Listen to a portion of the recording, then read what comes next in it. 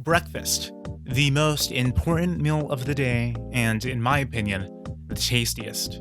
The mealtime has been around for as long as we humans have walked the earth because, let's face it feels great to stuff your face after a long night's unconsciousness. Pancakes and waffles, sausage and bacon, scrambled eggs and French toast, omelets and English muffins, and last but certainly not least,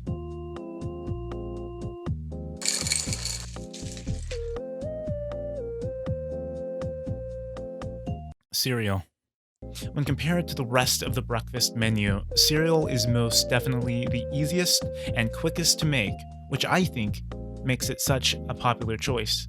Behind the animated commercials and zany mascots, there lies a strange and unspoken history. In fact, cereal found its beginnings in medicine.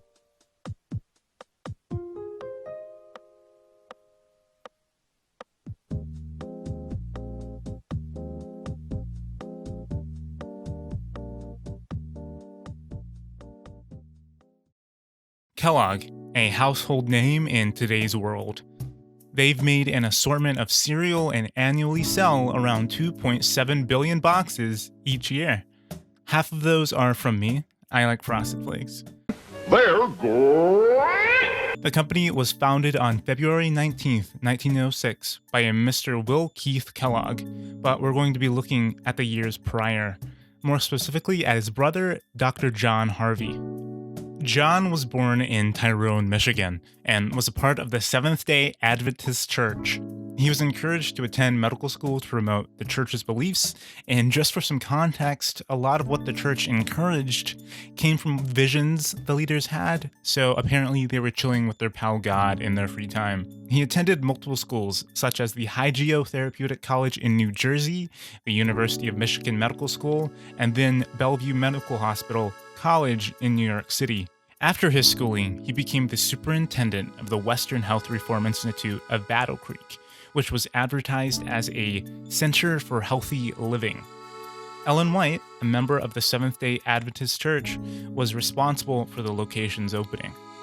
After a few years there, Kellogg renamed the place to the Battle Creek Sanitarium, which is just the creepiest thing he could have ever called it, and I think it really fits what happened there. Battle Creek Sanitarium was not an insane asylum, but an actual hospital which promoted a healthy lifestyle, more so the one John led. He believed he had, in a way, unlocked the secret to living. In fact, he came up with the concept of biologic living. Mr. Kellogg was not an English major because he essentially just said life living. It consisted of a grain-based vegetarian diet, no meat or spices whatsoever, and absolutely no alcohol or tobacco. Frequent exercise and sunshine were also promoted. Sounds relatively okay, right? Well, he also thought people should have reoccurring yogurt enemas. What the hell, right? Why did this guy want people putting yogurt up their butts? You see, John thought that most disease came from the bowels of the body and that one must keep that area clean in order to stay healthy. Yogurt has the healthy stuff we love, probiotics and all of that, and in a way he had an intelligent thought there, but should you do that? No, you freak, just eat it. John was from an era of medicine where people just threw stuff at the wall and hope it stuck, and even if it didn't, they would keep throwing. Now, prepare yourself for this next part because it's going to get weird for a bit. John was also against sexual intercourse, and he claimed that in the 40 years he was married to his wife, they never once did the deed.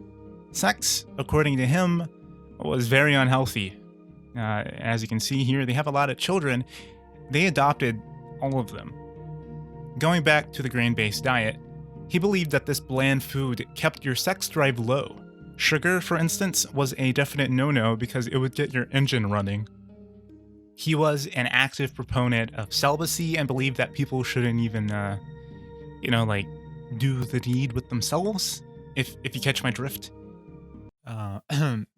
Masturbation. That is an ugly word. I don't like saying that word. This is super odd, right?